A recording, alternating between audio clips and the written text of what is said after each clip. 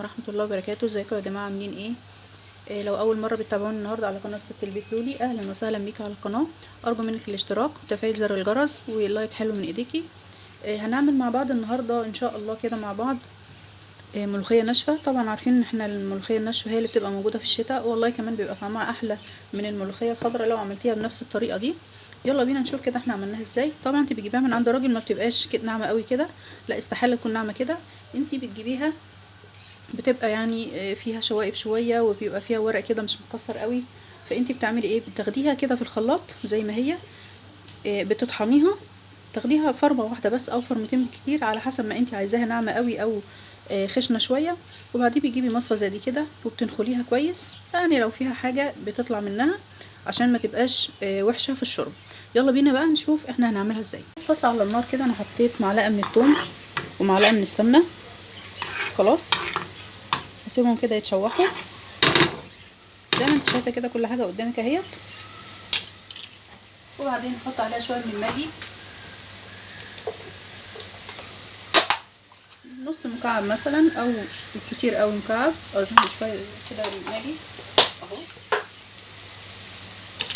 هقلبها كده تقليبه خفيفه خفيفه قوي، انا مش عايزاها تتحرق مني اهوت. وعندي كده طماطمايه مضروبه في الخلاط،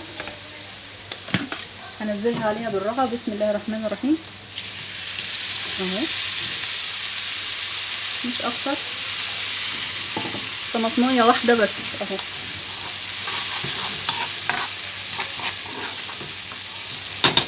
اخليها كده تاخد لها غلوه. انا هحولها يا جماعه لملوخيه خضراء، بيبقى طعمها احلى كمان من الملوخيه الخضراء اهو. شويه كده من الكزبره الناشفه بقى، عشان الكزبره الناشفه هي اللي بتدي تيست كده للملوخيه زي ما انتم شايفين اهو. شويه فلفل اسود كمان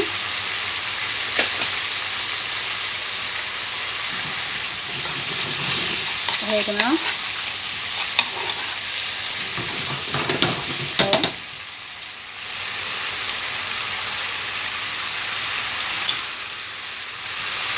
في الحاله دي باخد الملوخيه بتاعتي كده وبحط عليها كاتشب من الشوربه.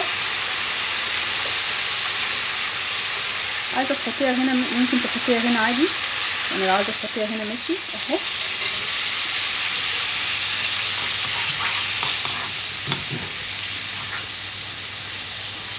هضيف كده يا جماعه الملوخيه بتاعتي. بسم الله الرحمن الرحيم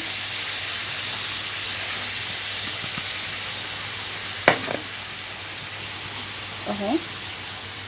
الحاله دي خلاص كده انا هطفي عليها، اقلبها معاكم. احط لي كمان كبشه كده من الشوربه. كل حاجه قدامكم اهو. كده انت بتحوليها لملوخيه خضراء وطعمها كمان احلى من الملوخيه الخضراء اهو. زودها لحد ما احس ان هي بقت عامله كده زي العجينه معايا خلاص. وهسيبها شويه حوالي 10 دقايق مثلا، زي ما تكون كده هتتخمر ولا حاجه. تمام وخلاص. تعالوا نشوف بعد كده الخطوه اللي جايه. الشوربه بتاعتي اهي على النار، تاخد لها غلوه بسيطه اهو. انا ما بزودش قوي الشوربه، لكن لو احتاجت الملوخيه مني بحط لها. ادي الملوخيه يا جماعه اتخمرت، انا حطيت لها الشوربه وكل حاجه، عليها ثوم وعليها طماطم وعليها كل حاجه اهو. بسم الله الرحمن الرحيم كده هنزل واحده واحده، احطي عليها النار. بسم الله اهو، واحده واحده يا بنات اهو، واحده واحده خالص اهو، براحتك على مهلك خالص اهوت.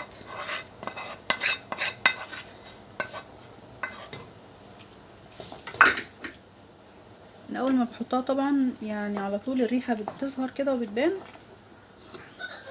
والله يا جماعه اعملوا الملوخيه كده ناشفه بيبقى طعمها احلى بكتير.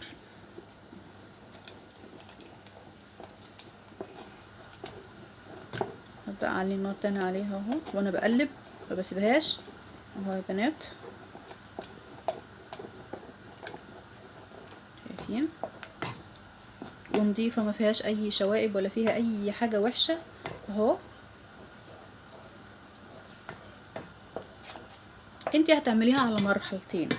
المرحله الاول ان انت تطحنيها وتخمريها بشويه شوربه، تمام، وتسيبيها 10 دقايق تقريبا. عايزه تغطيها كده بورق استرتش ماشي، مش عايزه تحطيها كده على جنب لحد ما الشوربه بتاعتك تدفى، تمام، وبعدين تسقطيها فيها زي ما انا عملت كده.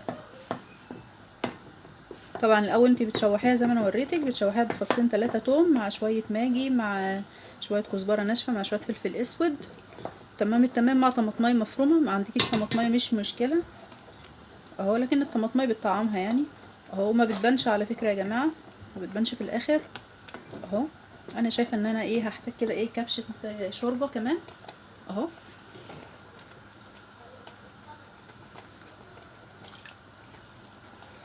انا مش عايزاها تقيله قوي ومش عايزاها خفيفه قوي، انا عايزاها مظبوطه اهو.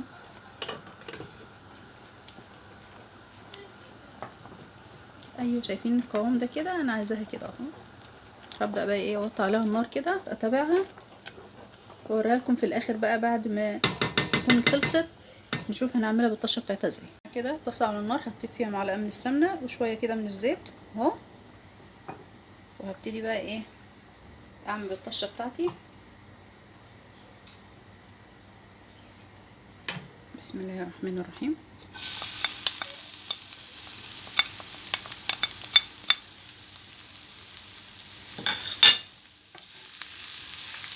شويه كزبره ناشفه بقى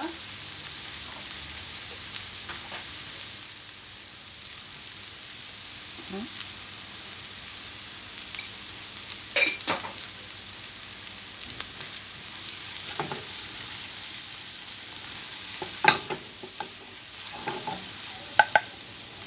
ما تحرقيش التومه يا جماعه، ما تحرقوش التومه يعني، خلوها كده تبقى ايه محمره كده محمصه خلاص اهو. تعالوا نشوف بقى هنعمل فيها ايه.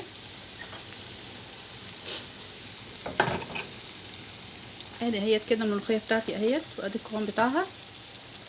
طبعا هي مش باينه لكن قوامها حلو جدا كده. طاجن، بسم الله الرحمن الرحيم، طاجن صغنطوط كده اهو اهو. بسم الله الرحمن الرحيم. كل حاجه قدامكم اهي، شويه كده على الوش كده اهو زي ما انتم شايفين، والباقي بقى احطه على الحله. بسم الله الرحمن الرحيم. شايفين الجمال؟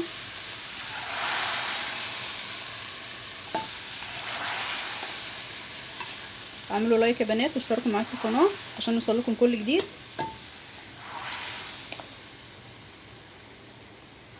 تابعوني.